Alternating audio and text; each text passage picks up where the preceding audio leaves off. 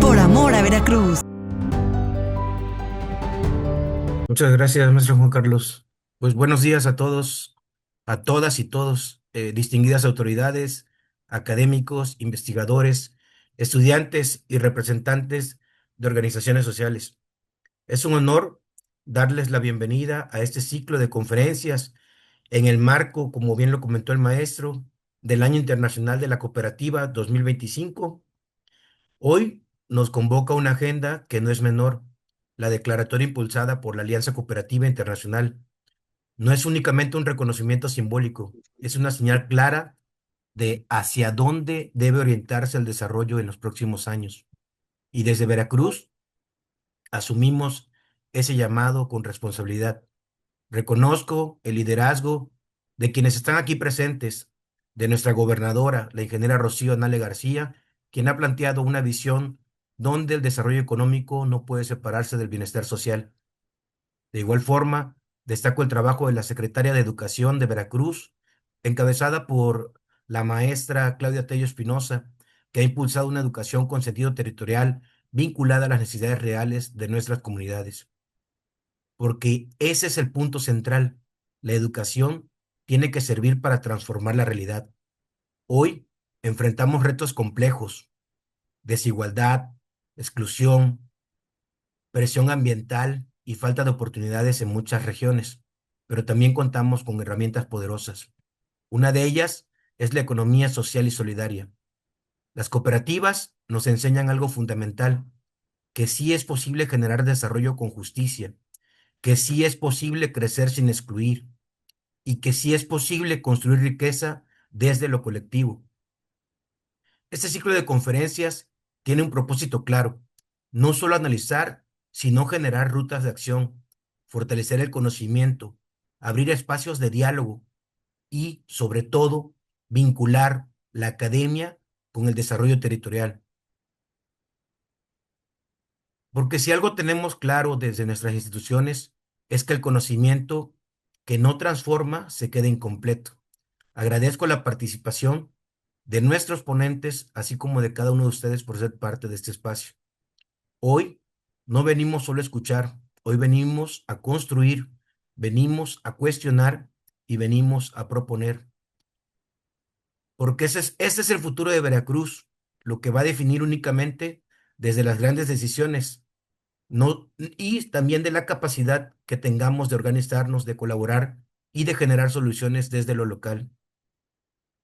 Cierro con una idea clara: el cooperativismo no es una alternativa del pasado, es una estrategia del presente y una necesidad del futuro. Con esa convicción, compañeros, declaro formalmente inaugurado este ciclo de conferencias sobre economía social y solidaria y cooperativismo. Sean todas y todos ustedes bienvenidos. Muchas gracias. Muchas gracias, doctor Gilberto, por sus elocuentes palabras. Vamos a darle seguimiento. Antes, voy a mencionar una metodología de cómo serán estas conferencias. Estas se llevarán a cabo teniendo ponentes locales como nacionales con una trayectoria reconocida en prácticas de economía social y solidaria. Las conferencias tendrán una duración de 40 minutos y al finalizar se realizará una sesión de preguntas y respuestas de no más de 10 minutos como máximo y se llevará a cabo la entrega virtual de la constancia de la ponencia a cada conferencista.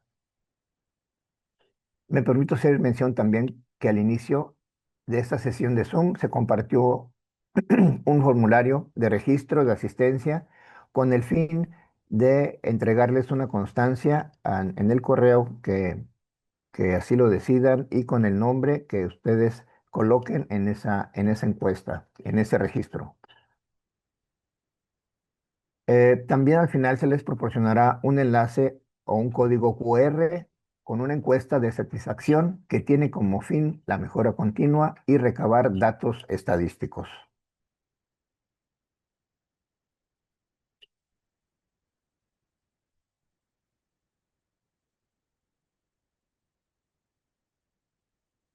Bien, entonces, sin más preámbulo, iniciará la primera conferencia. Me permito leer la semblanza académica del ponente.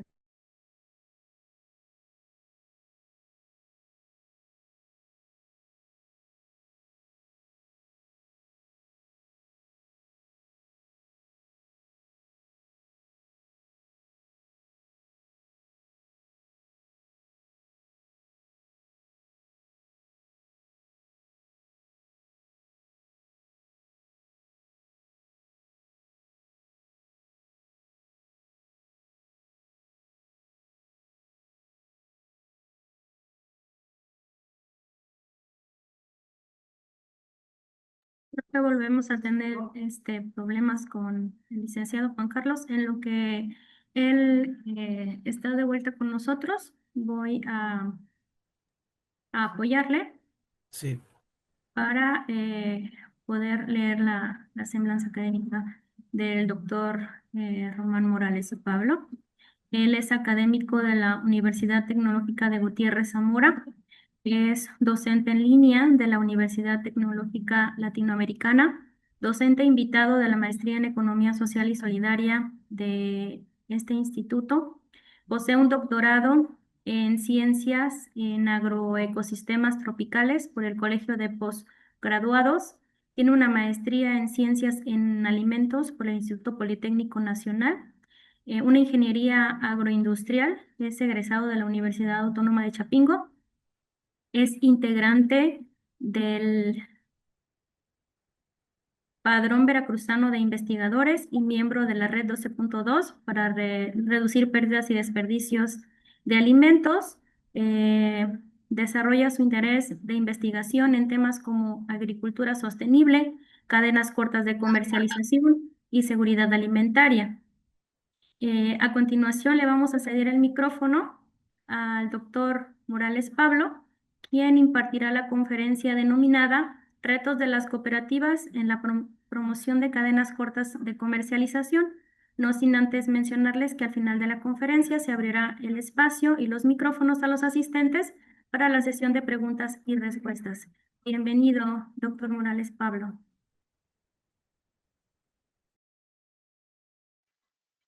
Hola, buenos días a todos. Muchas gracias. ¿Me pueden indicar si sí observan la presentación? Sí, doctor, sí se observa. Perfecto. Muy bien. Entonces, de antemano, pues bueno, agradecerles al comité organizador, particularmente por este esfuerzo que se realiza en este espacio, sobre todo para compartir algunas experiencias en la parte del cooperativismo, en la parte donde he estado trabajando un poco más, pero que se enfoca más a la parte de cadenas cortas de comercialización. Y bueno, les comparto la siguiente conferencia, que es Retos de las cooperativas en la promoción de cadenas cortas de comercialización. La agenda para el día de hoy, pues bueno, vamos a estar viendo la parte introductoria, sobre todo nos vamos a centrar en la importancia de las cooperativas. Estaremos revisando algunos aspectos de las cadenas cortas de comercialización, algunas propuestas que, pues bueno, sería interesante reflexionar entre ambos, sobre todo porque puede tratarse de mercados alternativos. Y finalmente, la parte de conclusiones y reflexiones finales.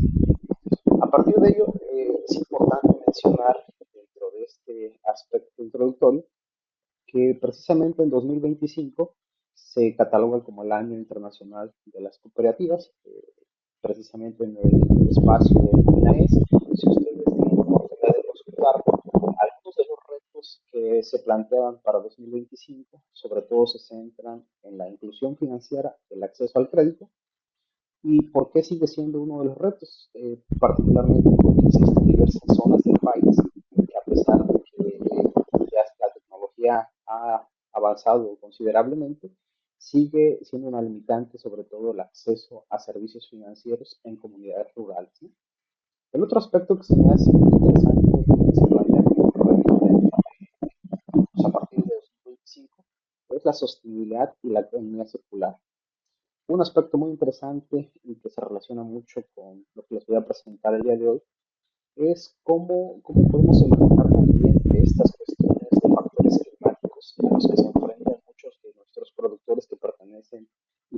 mejoras a la parte de cooperativas, específicamente con factores climáticos, ¿no? Entonces, ese aspecto también toma mucha relevancia.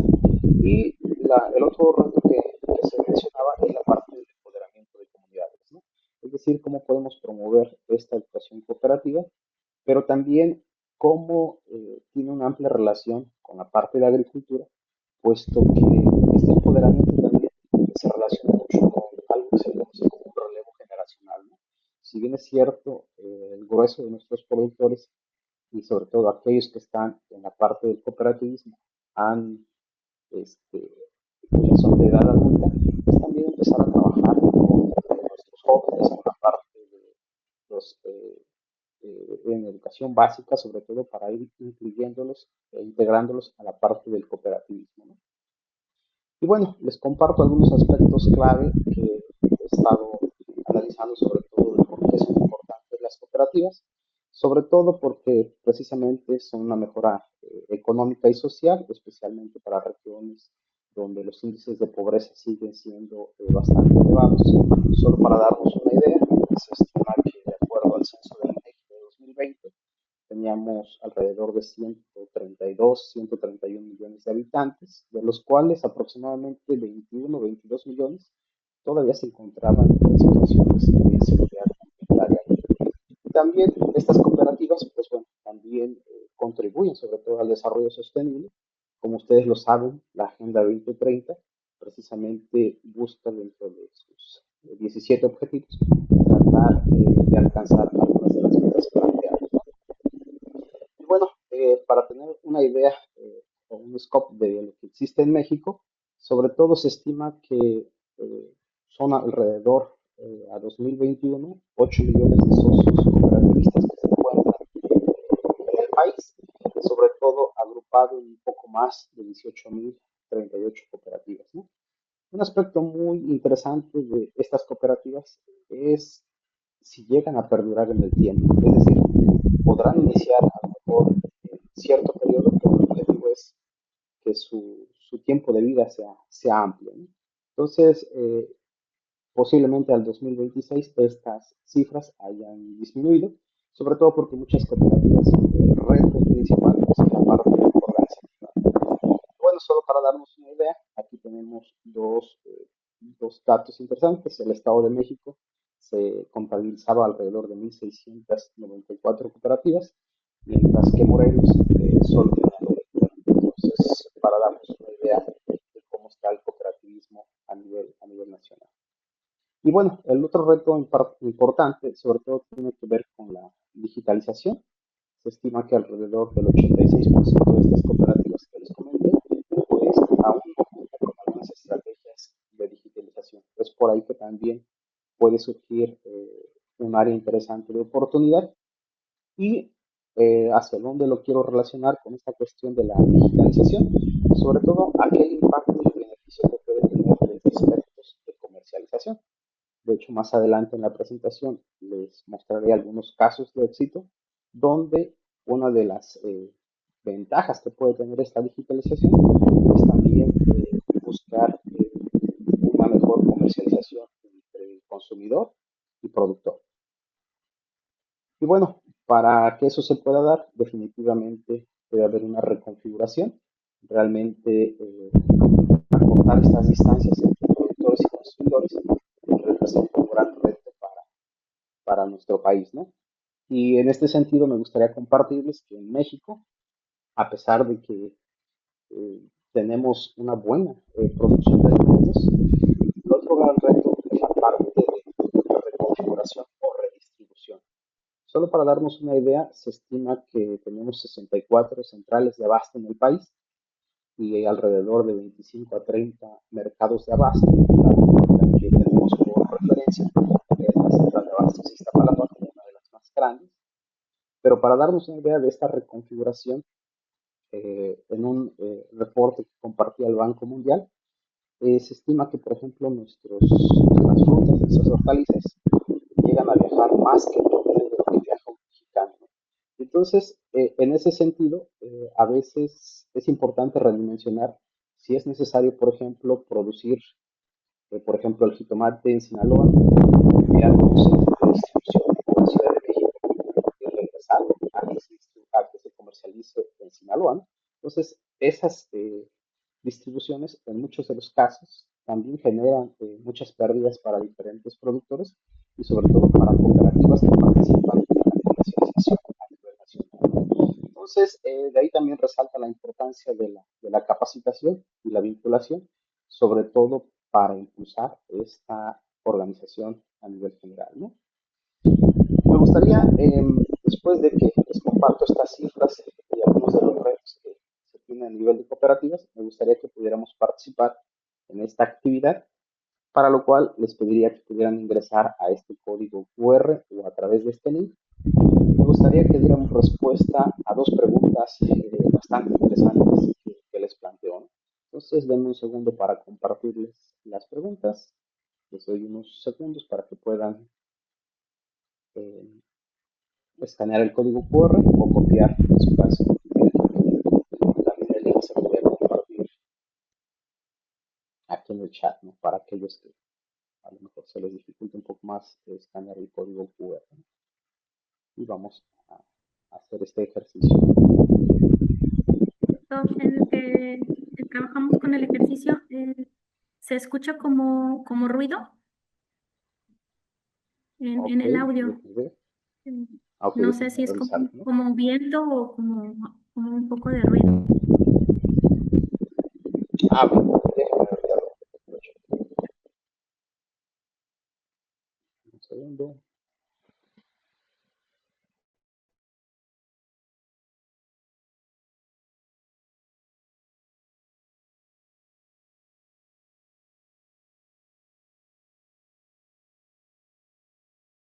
Aspecto histórico como el extensionismo retoma mucha importancia para la parte de la consolidación de las cooperativas. El otro punto y la otra pregunta también bastante interesante que comparten ustedes, a continuación se los muestro. Para la segunda pregunta es: ¿cuál es el reto para que una cooperativa pueda perdurar en el tiempo, ¿no? Entonces, otro aspecto interesante de esta respuesta, aquí se las muestro. Y bueno, podemos observar que dentro de estos retos, espero que la puedan visualizar,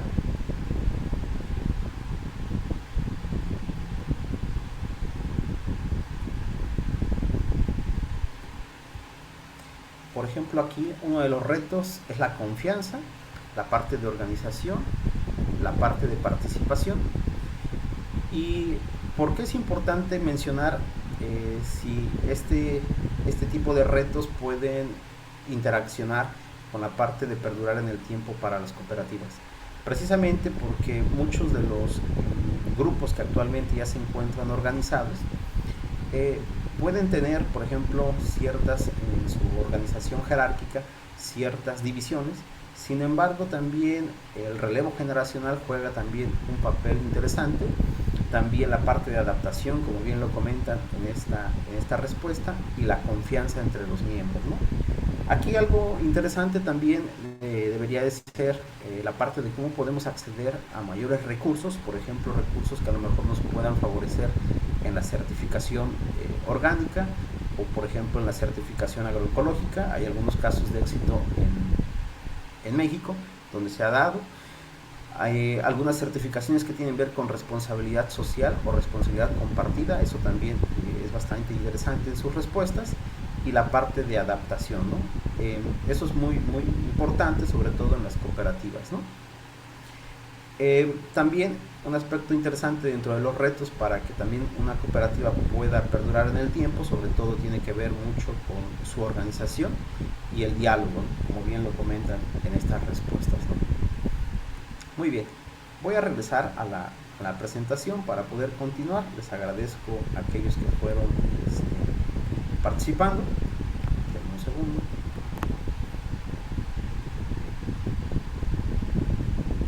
Muy bien.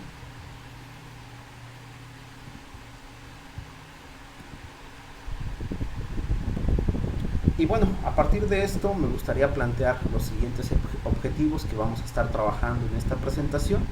Por un lado, es identificar aquellos retos de las cooperativas y su potencial de comercialización, y sobre todo conocer la importancia de algunos mercados ecológicos, la producción orgánica y algunos elementos necesarios para alcanzar sobre todo la certificación, ¿no? Para ello, pues bueno, me gustaría dar una breve definición de lo que es una cadena corta de comercialización, entendiendo que a nivel nacional pues existen diferentes formas de cómo se pueden distribuir los alimentos, ¿no?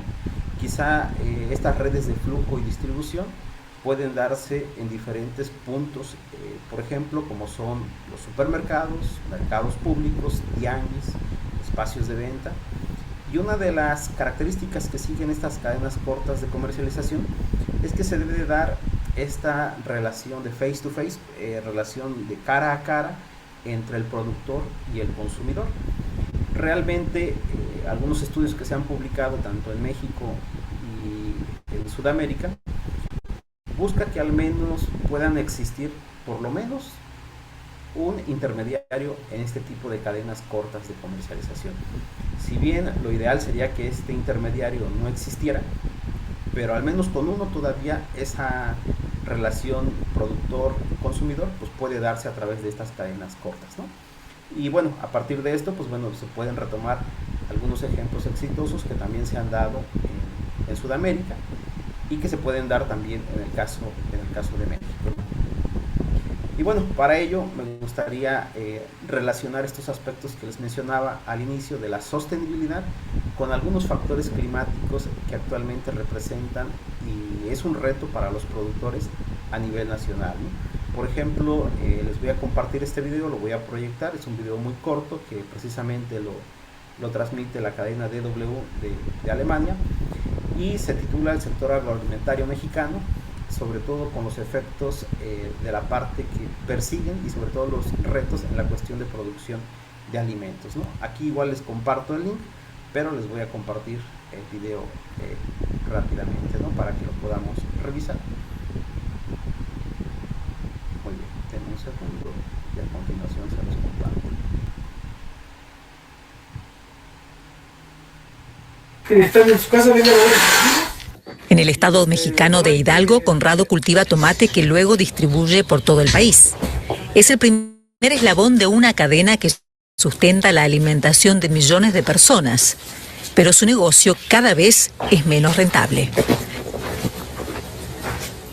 De todos los años que he cultivado, que ya llevo casi 20 años, es el año más pésimo. No nos alcanza el dinero para seguir sobreviviendo. El impacto económico del conflicto de Estados Unidos con Irán se suma a una ya de por sí precaria e incierta situación del campo. El comercio directo de México con Oriente Medio es minoritario, pero el país depende del transporte en el estrecho de Hormuz, por el que cruza en torno al 20% del petróleo mundial y el 30% de fertilizantes. México importa alrededor del 65% de los fertilizantes que utiliza, con un precio que ha llegado a duplicarse. Pues los fertilizantes se fueron hasta el mundo, hasta arriba. No sabemos si sea por el Medio Oriente, sabemos que el fertilizante viene de allá para acá. Una situación que pone en peligro la distribución alimentaria de todo el país. Producimos para darle a la gente de la Ciudad de México. No nada más se va para la Ciudad de México, se va a nivel nacional México. Pues si la economía no se compone, eso va a ser un caos. Y ese caos nos va a pegar a todos. Así lo explica también desde el Instituto de Investigaciones Económicas de la UNAM el experto en economía del sector agroalimentario Agustín Rojas Martínez. Primero, que se paraliza la producción alimentaria en términos temporales, y la otra también que no solamente la producción sino a nivel de precios final va a generar pues problemáticas en los hogares, y también tiene que ver con factores especulativos en los mercados internacionales, ¿no? Porque sobre todo hay mercados de futuros donde particularmente se están vendiendo cosechas que todavía no tenemos, entonces eso genera incertidumbre en los mercados.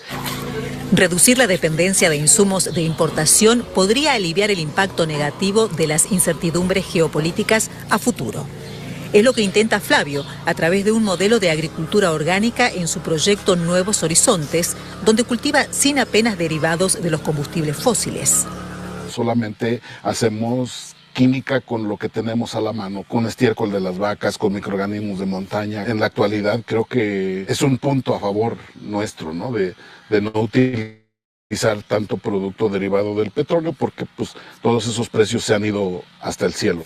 En su campo, Flavio cultiva frutas y verduras que luego vende de forma directa en mercados y establecimientos de la capital. A pesar de ese modo más independiente de producir y distribuir, no es ajeno a las turbulencias geopolíticas. Digo que no somos ajenos al problema. Nosotros utilizamos mucha gasolina, mucho diésel para, por ejemplo, para el tractor, para las camionetas del transporte. De alguna manera ha impactado bastante porque ha subido como el 15%, el 20% en menos de un mes el combustible. Mientras líderes políticos negocian una tregua a más de 13.000 kilómetros, Flavio y Conrado siguen cuidando de sus plantas para alimentar a la población mexicana. Muy bien, pues algo de lo que intento relacionar con este video, sobre todo, es reflexionar sobre aquel impacto que puede tener la producción de alimentos, y una alternativa precisamente puede ser esta producción agroecológica o esta producción orgánica. Pero bueno, en sí, ¿qué es una agricultura orgánica? Básicamente lo podemos definir como un sistema de producción que sustenta la salud de los suelos o que en el corto plazo intenta mejorarlos, pero sobre todo se basa en procesos ecológicos que nos puedan dar procesos de intercambio y sobre todo en ciclos adaptativos a la parte del menor uso.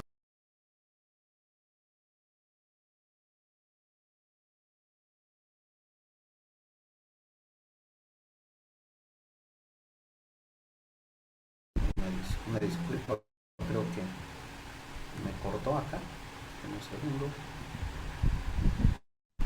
Se observa nuevamente la presentación, una disculpa, creo que hay un detalle técnico. Está cargando. ¿Sí se observa la presentación?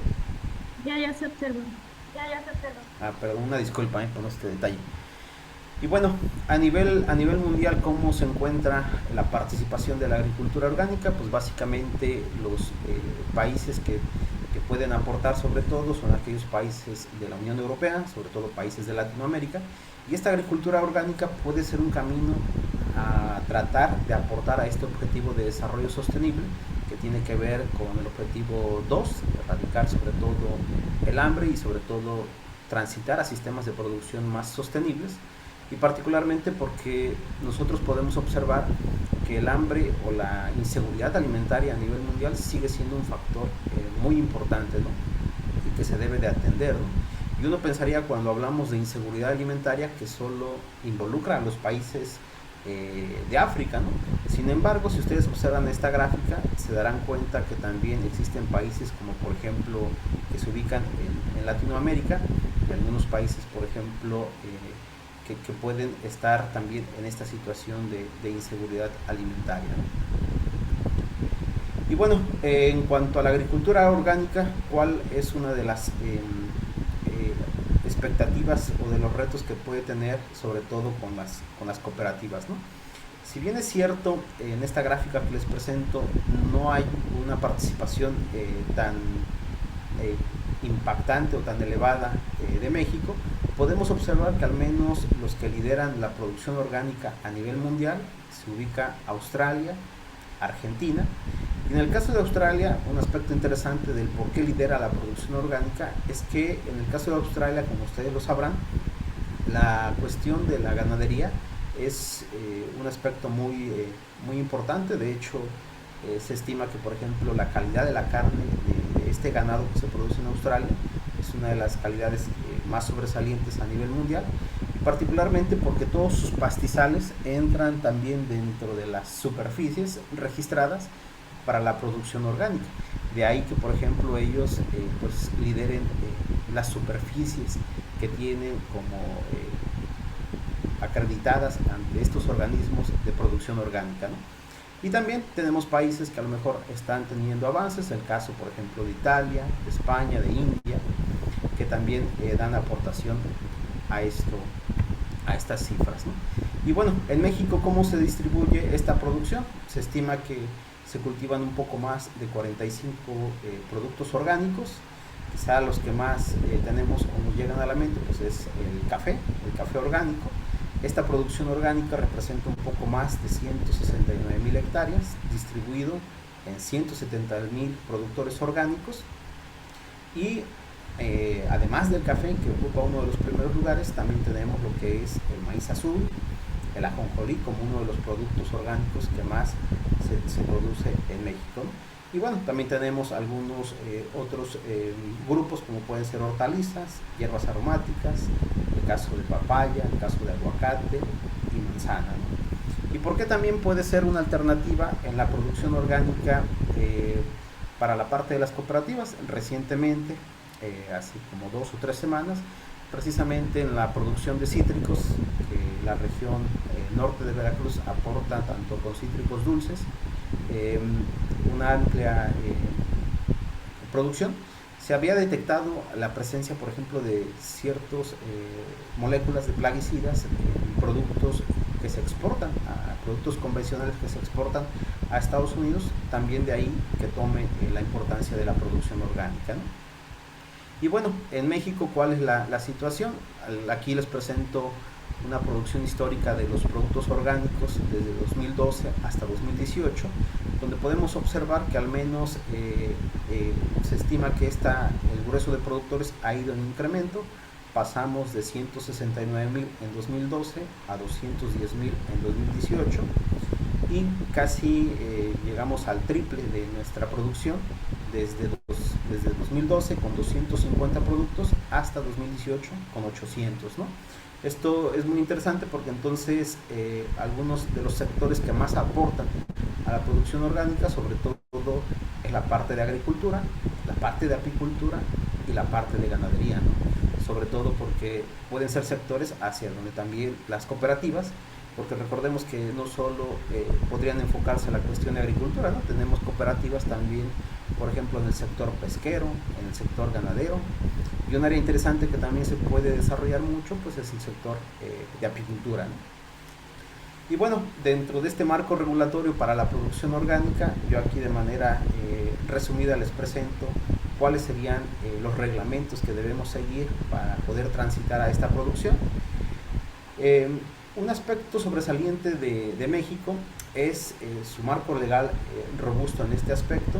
De hecho, desde 2006 tenemos la Ley de Productos Orgánicos. En 2010 ya se contó con un reglamento.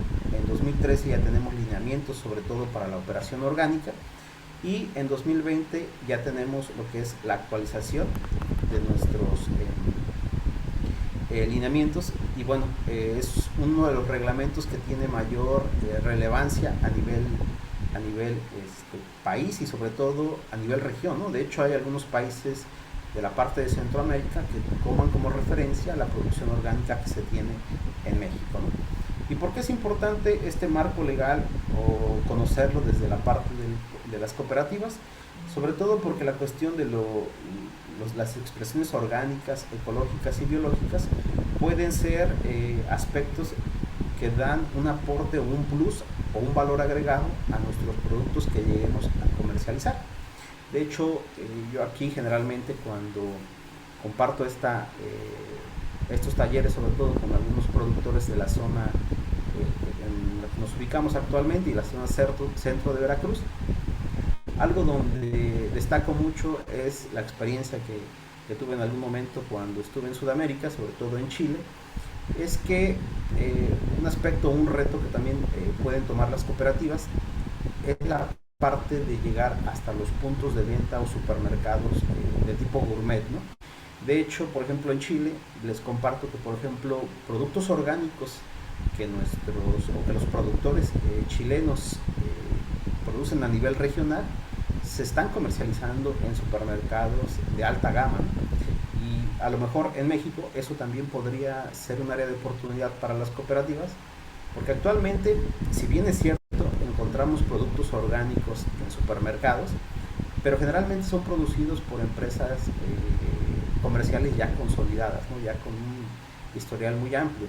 Lo ideal aquí sería en México que nuestros propios productores pudieran llegar hasta esos eslabones, ¿no? Entonces eso sería un aspecto bastante interesante. Y a partir de ello, pues bueno, yo les comparto aquí algunas formas de certificación que pudieran tener las cooperativas. En general, a veces uno de los retos que vemos en la producción orgánica es los costos, ¿no? Sobre todo porque desde el aspecto de implementación y de certificación, para el productor, desde ahí puede representar un desánimo, ¿no? Y entonces yo aquí les comparto algunas formas de cómo se pueden certificar. Puede ser a través de agencias, a través de grupos del mismo producto. Estos se han utilizado mucho en la parte del sur del país, en Chiapas, en la parte de Oaxaca, y también a través de certificación participativa. De hecho, esta certificación participativa podría decirse que es una de las más recientes y está teniendo un efecto inmediato en grupos ya consolidados, ¿no? Y bueno, de manera general, y no por promocionar alguna marca en específico, pero a nivel nacional contamos con diferentes organismos de certificación. Yo aquí les presento algunos que pueden dar esta parte de acompañamiento y la parte de certificación, cada uno con sus respectivas quizá limitantes, con sus respectivas ventajas, pero pues bueno, es importante conocerlo, sobre todo cuando queremos transitar a ese tipo de mercados, ¿no?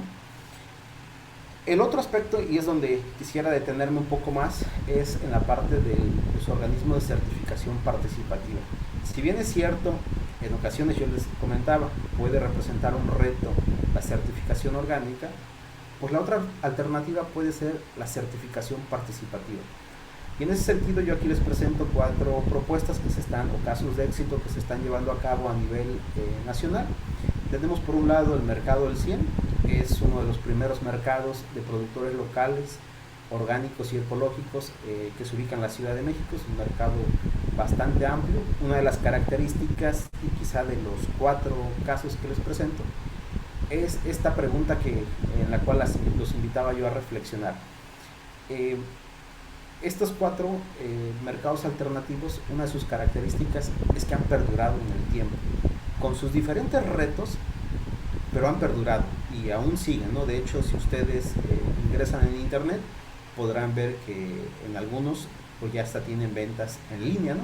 Y hacia allá también quería llevar la reflexión sobre la parte de cómo la parte tecnológica puede influir directamente en los aspectos de comercialización. El segundo caso es el mercado de Chapingo, el mercado orgánico de Chapingo. El tercero sería el Tianguis Macuili, ubicado en San Luis Potosí. Y el tercero sería un tianguis alternativo virtual, que puede estar también dentro de estas certificaciones alternativas, ¿no? Y bueno, ejemplos de estos mercados alternativos es que ellos han adquirido estas certificaciones participativas. Y tan solo el mercado El 100 pues es un proyecto que básicamente en la Ciudad de México surgió hace 12 años. Es un mercado ecológico bajo 4 aspectos muy interesantes. Por ejemplo, uno de los requisitos que tiene el mercado para que pueda ingresar un productor es que deben ser productores de la región, es decir, tratar de disminuir estos costos por transporte, costos por traslados de mercancías. El otro aspecto es que se incentiva la economía local para que los productores puedan dedicar tiempo a la producción. Y este es un aspecto muy interesante porque algo de lo que se debe cuidar en los mercados alternativos es que el productor sea quien vende sus productos, ¿no? Porque muchas veces el productor, para tratar de disminuir también este riesgo, porque al final de cuentas también es un riesgo la parte de comercialización cuando se hace a distancias más largas, algo de lo que se busca es que, por ejemplo, el productor venda directamente o al menos a través de un intermediario, pero que ese intermediario venda productos que son de productores que están en ese mercado local. Y bueno, ¿por qué es importante esto? Porque retomando el ejemplo que hace un momento les comentaba del caso de Sudamérica, de Chile, es que por ejemplo en Sudamérica siguen un esquema muy similar. Allá no son mercados alternativos, allá son mercados campesinos, donde al menos se tiene la participación de un productor y un intermediario, ¿no?, en esas cadenas cortas de comercialización, ¿no? También el otro aspecto que también es muy interesante dentro de estos mercados es que se ocupan métodos tradicionales, la parte de menor o la disminución sobre todo de agroquímicos, y esta disminución en gran medida pues se ha dado pues por el uso o el costo elevado que actualmente representan los agroquímicos, ¿no? Como precisamente lo veíamos en el video anterior. Y bueno, un aspecto muy interesante de estos mercados de certificación o de certificación participativa y mercados alternativos es que actualmente y a raíz de la pandemia es que también tienen un tianguis alternativo virtual donde prácticamente ustedes pueden hacer las compras en línea, es decir, el esquema es que ustedes piden de lunes a jueves sus pedidos de los productos que ustedes quieran consumir, se hace un registro, se hace un envío y en automático se entrega después de cierto número de días en su domicilio. Una de las características también de estos mercados alternativos es que atienden cierta región, si bien es cierto su alcance no llega a muchos estados de la República, sin embargo hay una buena participación de productores, 30 productores, y dentro de toda esta gama de productos se llegan a ofrecer más de 500 productos disponibles, ¿no?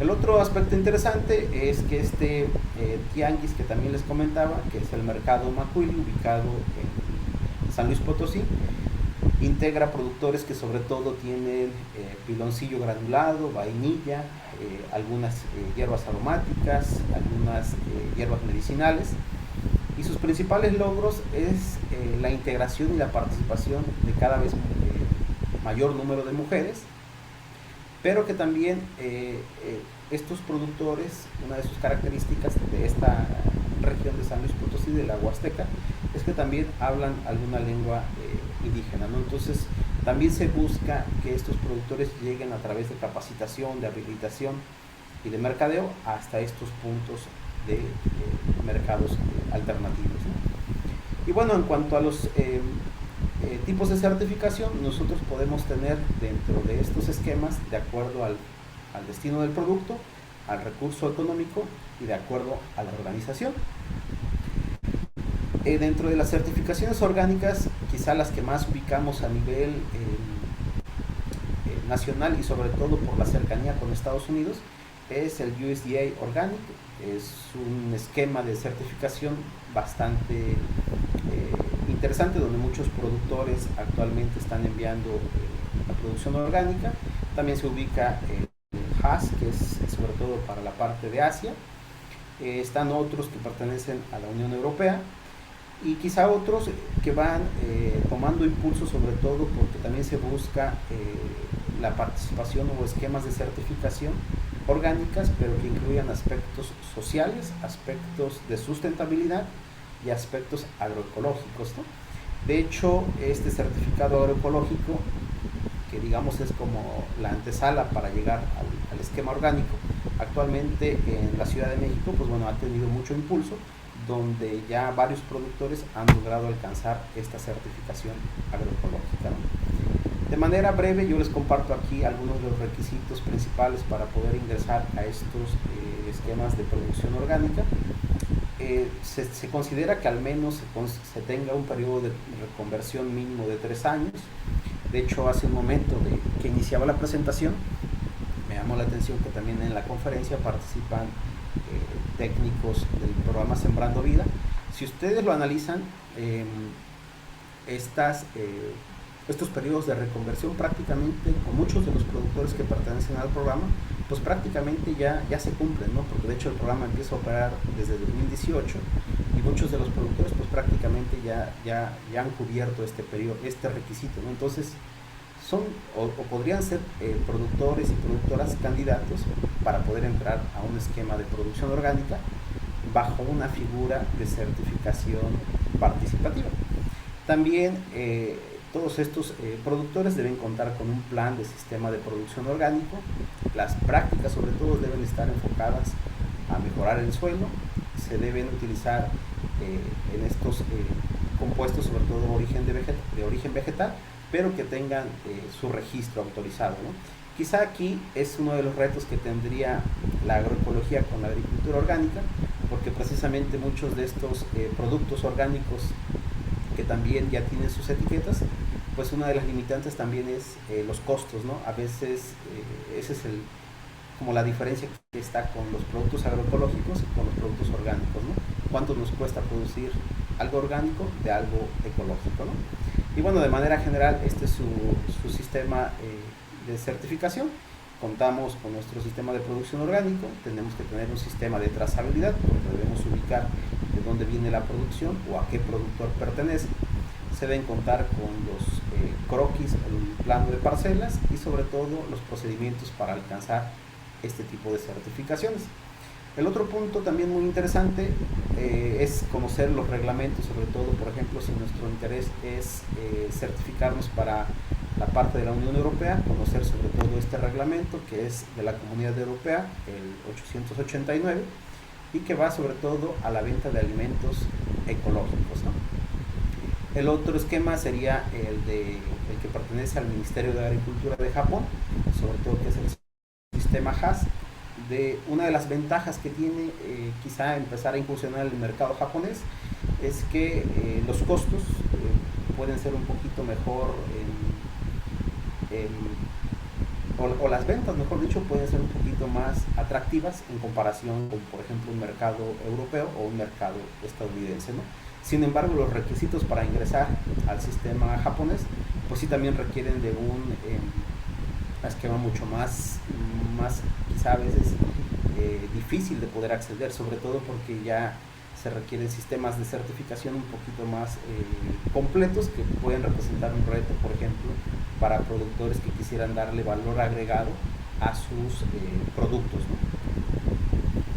Y bueno, algunas de las características, por ejemplo, de la Unión Europea, sobre todo si quisiéramos exportar a esta Unión, es que bueno, son normas que quizá pueden ser un poco más flexibles, sí son muy reguladas sobre todo con los insumos que utilizamos para la producción de nuestros alimentos, y sobre todo la parte de los insumos que se utilizan, por ejemplo, en campo, ¿no? Es decir, con nuestras enmiendas agrícolas, con nuestros abonos orgánicos y sobre todo al uso de algunos fungicidas, ¿no? Para el manejo en campo, ¿no? Y bueno, aquí de manera general yo les presento lo que es el proceso para iniciar el esquema de certificación, particularmente con el que tenemos mayor relación, que es el comercio justo en el caso del café. Aquí les coloco una línea del tiempo, sobre todo del tiempo que nos pudiera llevar todo este proceso. Se hace la solicitud de certificación. Generalmente cuando nosotros hacemos la solicitud de certificación, ya deberíamos de contar con todos estos esquemas previos, ¿no? Con nuestro plan de reconversión y con todas nuestras adecuaciones para poder ya tener listo nuestra documentación. Como es un esquema de certificación y como muchos lo sabrán, quizá también están estudiantes presentes en la conferencia, muchos de estos esquemas de certificación también se basan en la evidencia. Es decir, una cosa es que lo diga que lo voy a hacer y otra es que realmente muestre que sí lo hice, ¿no? Porque a lo mejor pueden existir las buenas intenciones de que sí hice un plan de reconversión, pero si no están estas evidencias, pues no va a poder pasar esa parte, ¿no? Después, bueno, se da todo el proceso de evaluación documental, la información complementaria y se lleva a cabo el proceso de certificación. Y ven, ya para ir cerrando, me gustaría compartirles algunos datos de la parte de agricultura orgánica y relacionado con la parte de comercialización de las cooperativas. Es que actualmente esta agricultura orgánica se estima que a nivel mundial existen más de 117 organizaciones de pequeños productores, algunos como sociedades de productores, algunos como cooperativas. Tiene presencia en más de 26 países productores. Hay un beneficio directo a más de 500,000 familias en América Latina, en África, en Asia. Se estima un beneficio de más de 2.5 millones de personas. Y todo esto de producción orgánica actualmente se comercializa en más de 40 países a través de 60 productos diferentes, ¿no? De ahí que puede ser una alternativa para la parte de las cooperativas, visto como una cadena de comercialización. Bien, para ir cerrando, quizá los aspectos más interesantes para poder llegar a estos esquemas de certificación, uno puede ser aquel aspecto social, y dentro de este aspecto social yo incluía a la parte organizativa, ¿no? Definitivamente uno de los retos es que nuestros grupos de productores, nuestras cooperativas puedan perdurar en el tiempo, y también aquellos aspectos ambientales. De hecho, hace un par de días me tocó participar y me tocó revisar uno de los quizá resultados más inmediatos que tiene una de las cooperativas de la región de donde soy originario, que es la cooperativa Tosepa Antitatanisque, que en náhuatl es Unidos Venceremos, y precisamente tienen un proyecto muy relacionado con la parte ambiental, donde ya están incorporando estaciones meteorológicas en comunidades que pertenecen a estas cooperativas, sobre todo para empezar a medir cuál es la cantidad o el potencial de aprovechamiento de agua de lluvia, para poder empezarle a dar un segundo valor, por ejemplo, para la producción de huertos de traspatio, en épocas donde, por ejemplo, el estiaje o la falta de agua se vuelve un reto para el municipio, ¿no? También el otro sería el valor al productor. Definitivamente estos esquemas y las cooperativas le dan un aspecto sobre todo de importancia, y la parte de economía solidaria, que es lo que nos invita a reflexionar en este tipo de espacios, toma mucha importancia, y sobre todo incentivar mercados ecológicos y de producción orgánica, y de políticas públicas que puedan estar orientadas a fortalecerlo en el Estado y en el país. De hecho, en el Estado, algo que me llamó la atención en 2022-2023 es que ya se empezaba a hacer algunos esfuerzos, sobre todo por tener estos mercados alternativos en diferentes regiones del país.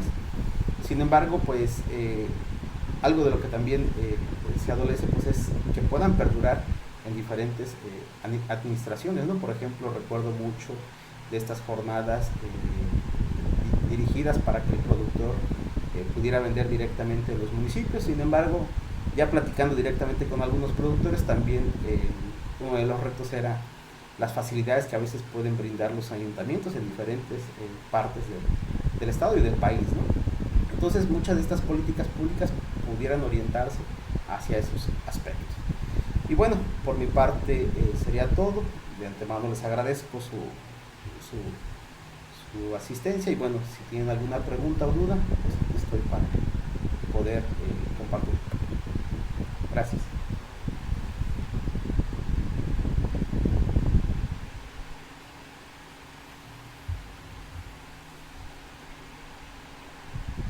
Pasamos a la sesión de preguntas y respuestas. No sé si alguien quiere hacer alguna pregunta al doctor.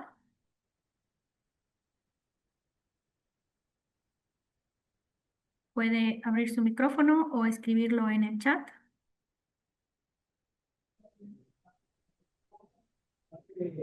Hola, maestra Rosario, buenos días. Adelante, doctora. Buenos días, el maestro Román Morales. Bueno, lo felicito por tener esta iniciativa, ¿no?, de la producción orgánica.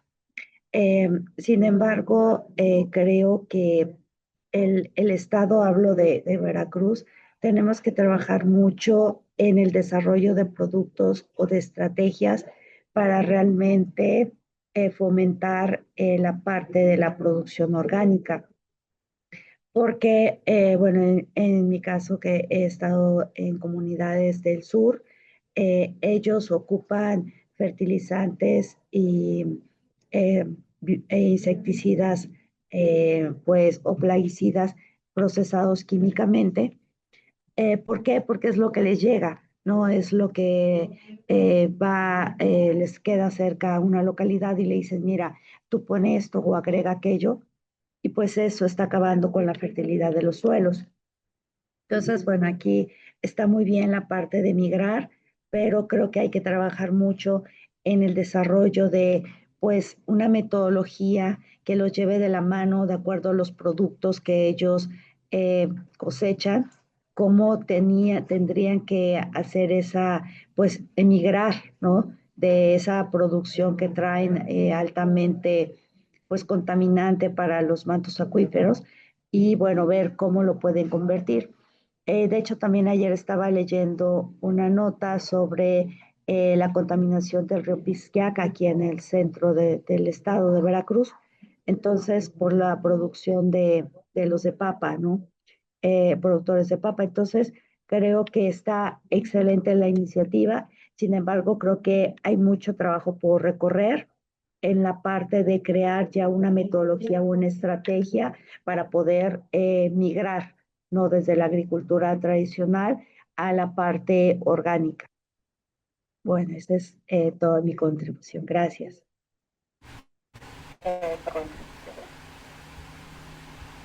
Sí, sí, sí, muy interesante su comentario, doctora. Y bueno, yo aquí quizá complementaría con que una de las ventajas que ya se tiene, no solo en Veracruz, y lo hablaría de a nivel nacional, es que esta experiencia que tenemos en la producción agroecológica, porque se retoma fuertemente a partir de 2018 con el programa de Sembrando Vida, Producción para el Bienestar, las escuelas de campo actualmente, ya tenemos como este avance que ha sido bastante. Entonces yo considero que a lo mejor aquí el siguiente paso puede ser lograr alcanzar esta certificación agroecológica para nuestros productores. Y por qué no pensar, a lo mejor tenemos un amplio grupo de productores a nivel nacional, y pensar que en una segunda etapa podría venir esta certificación orgánica, ¿no? Porque mucho de la producción que se pueda tener, pues a lo mejor vamos a tener excedentes, y bueno, se pudiera estar entrando a un mercado orgánico. Pero bien, muy interesante su comentario, doctor. Muchas gracias por su participación. ¿Alguien más que tenga una pregunta? ¿Un comentario? Maestra, pero ahorita que sube el volumen de mi lab.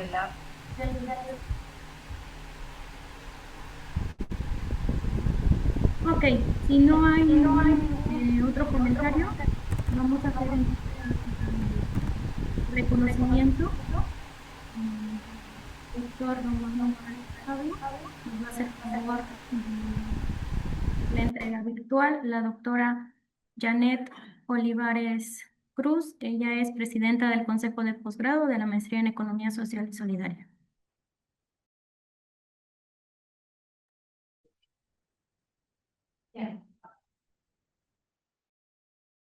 Sí, buenos días. Muchas gracias a todos y a todas los que están presentes en este evento.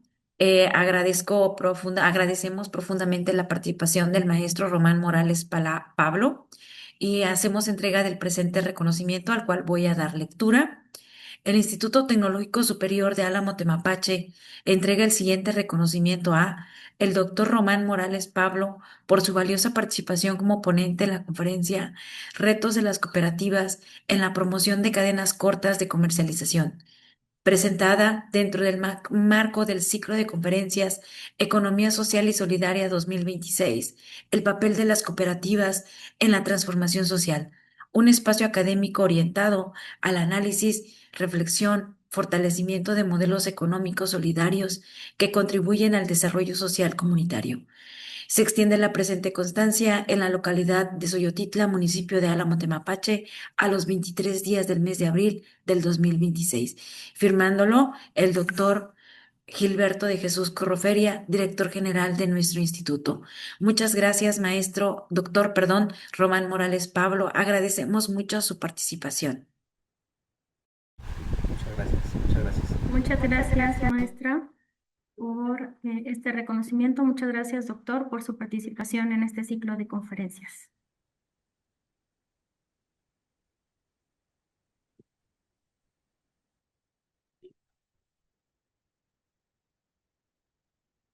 Ok, vamos a dar unos minutos en lo que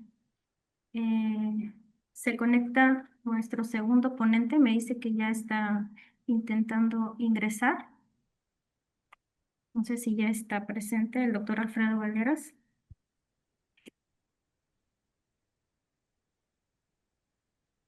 Unos minutitos y damos inicio a nuestra siguiente conferencia.